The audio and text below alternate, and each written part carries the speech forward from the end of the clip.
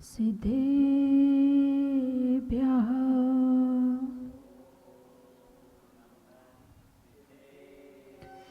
ॐ नमः सिद्धेभ्यः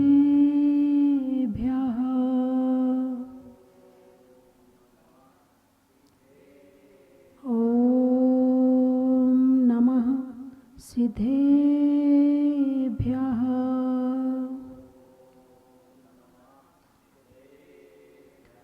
मलिक जरड़ श्री आदिनाथ भगवान की, भूगर्भ से प्रकटित श्री मुनि सुब्रतनाथ भगवान की, चिंतामणि श्री पार्शनाथ भगवान की, विश्ववनी श्री महावीर भगवान की, जिनवाणी माता की, परम पूजाचा गुरुदेव श्री सन्मति सागर जी महाराज की, परम पूजाचा गुरुदेव श्री ज्ञान सागर जी है।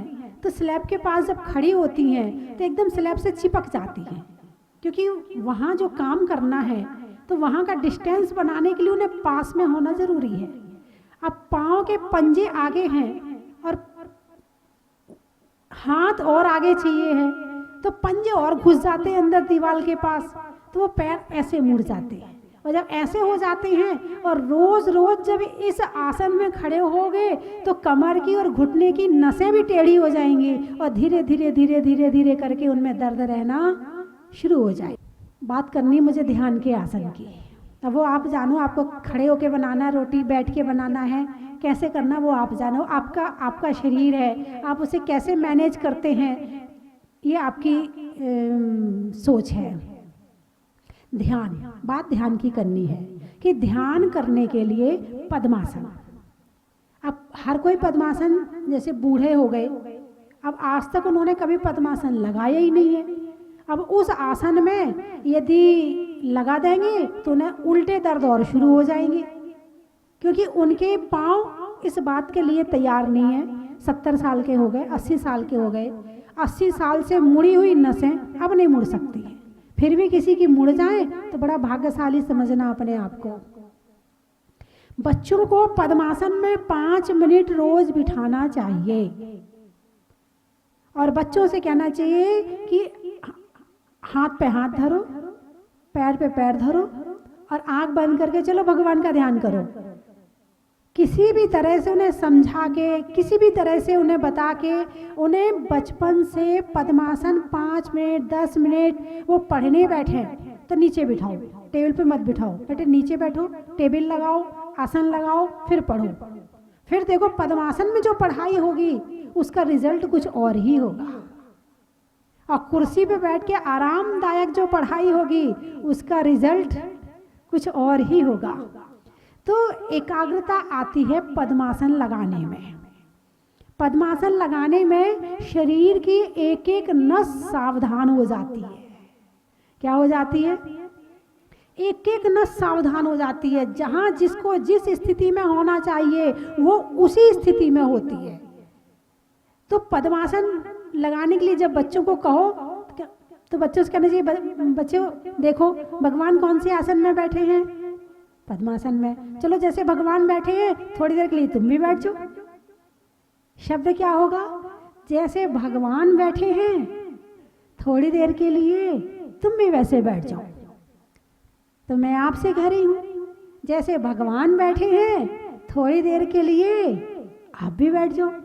तो ध्यान के लिए पद्मासन, और हाथ पे हाथ धरे, पैर पे पैर धरे, बायां हाथ नीचे, दायां हाथ ऊपर, बायां हाथ नीचे और दायां हाथ ऊपर। ये ध्यान की मुद्रा है।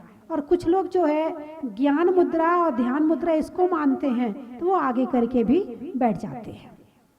तो आसन की सिद्धि किसके लिए? ध्यान के लिए। क्या शर्त है ध्यान के लिए? पहले स्थान, दूसरा आसन। वज्रासन कहा जाता है कि भोजन के बाद में 5 मिनट वज्रासन में बैठना चाहिए। पेट में जो भोजन गया है वो अपने हिसाब से सेट होना शुरू हो जाता, पेट उस हिसाब से हो जाता। अब वज्रासन कैसे होता है?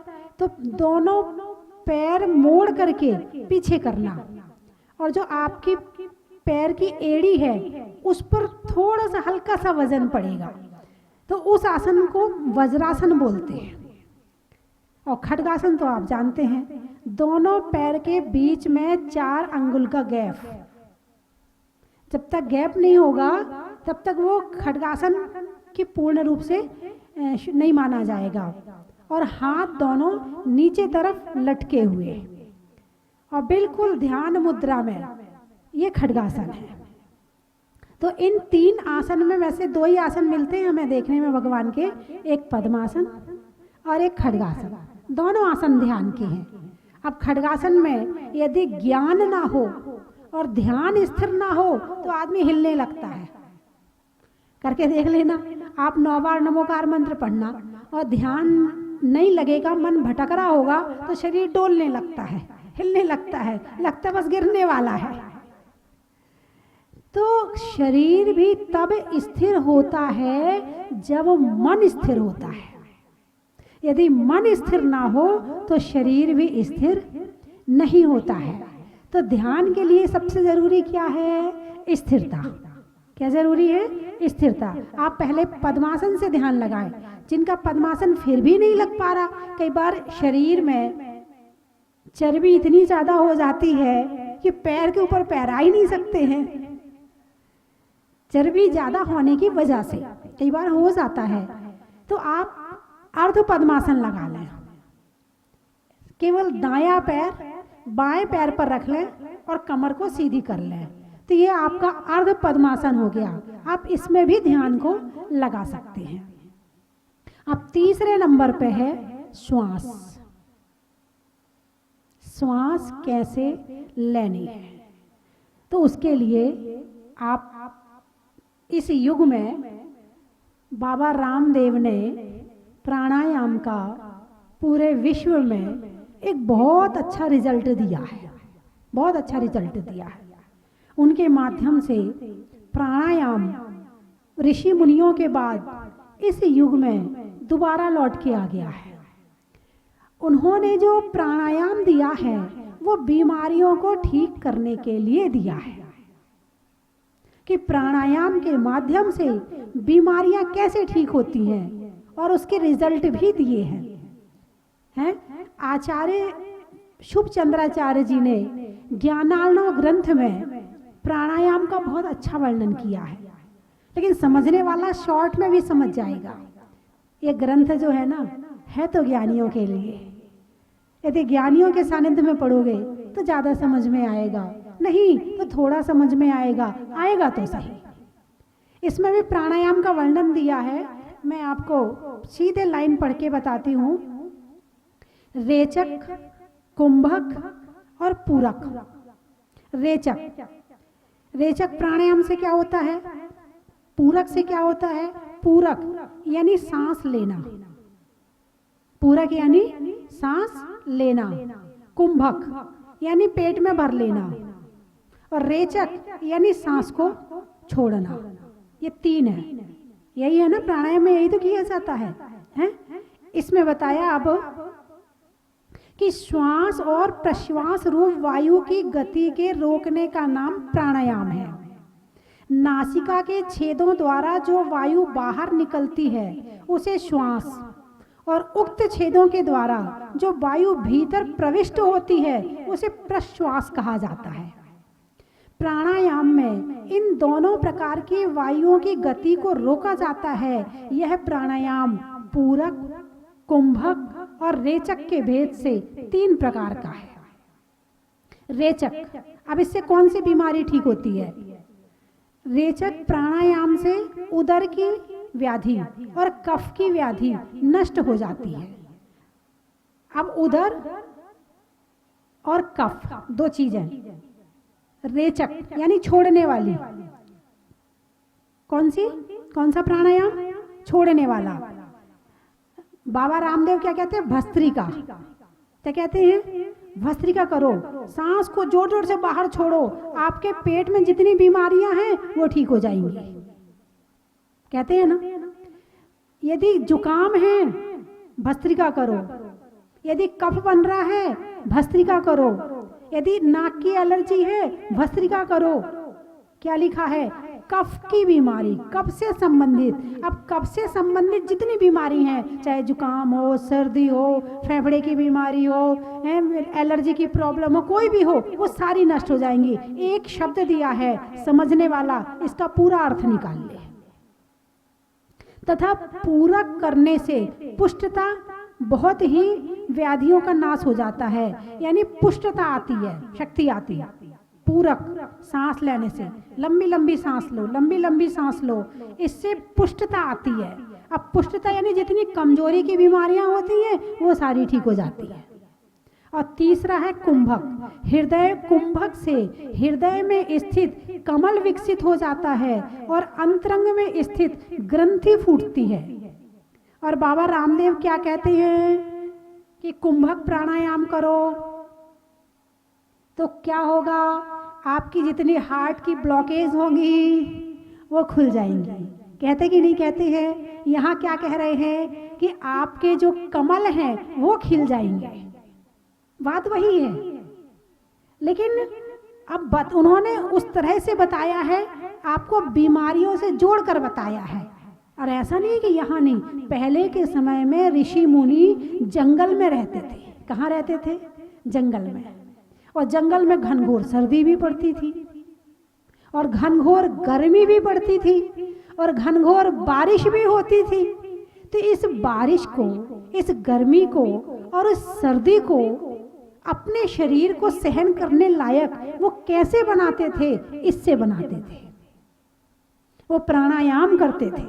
प्राणायाम करने से शरीर की जो रेजिडेंस पावर है, जो इसकी क्षमता है, वो बढ़ जाती थी।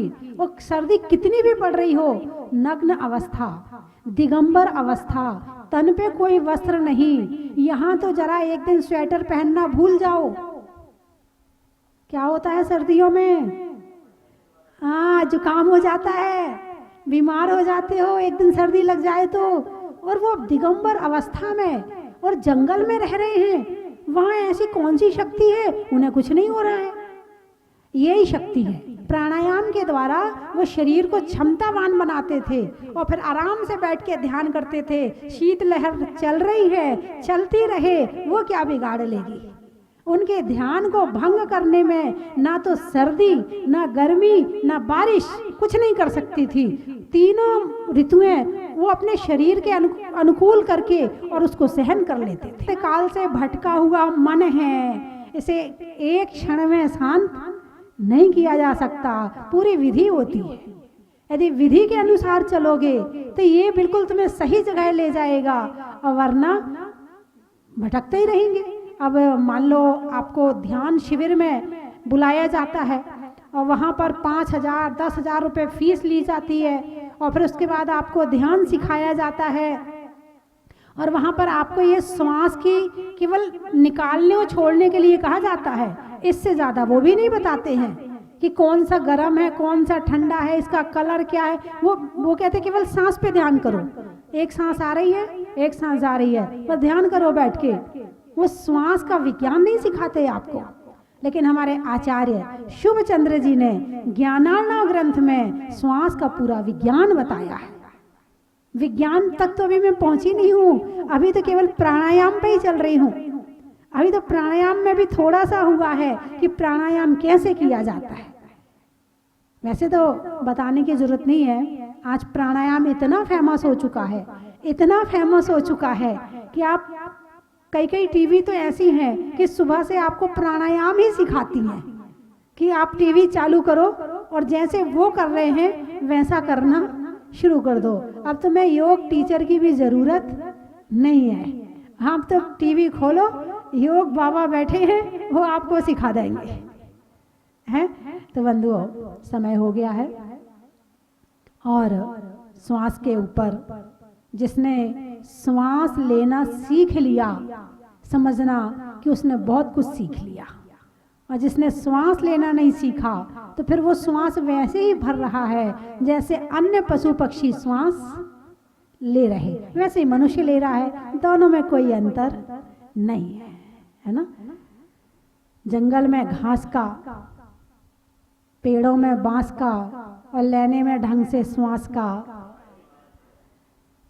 सुबह सुबह राम प्रभु के नाम का लेने में, प्रभु नाम का करने में, अच्छे काम का, और सुबह सुबह प्राणायाम का बड़ा ही महत्व है। अब आप शुरू करना प्राणायाम, सुबह सुबह 5 मिनट प्राणायाम शुरू करें। आप लोग सभी लोग सुनते भी जाएं, शुरू भी करते हैं। कैसे करना है वो आपको मालूम है, आप जानते हैं। तो प्राणायाम से अपने मन को, वचन को और काया को, तीनों को ठीक रखें। बोलिए 24 भगवान की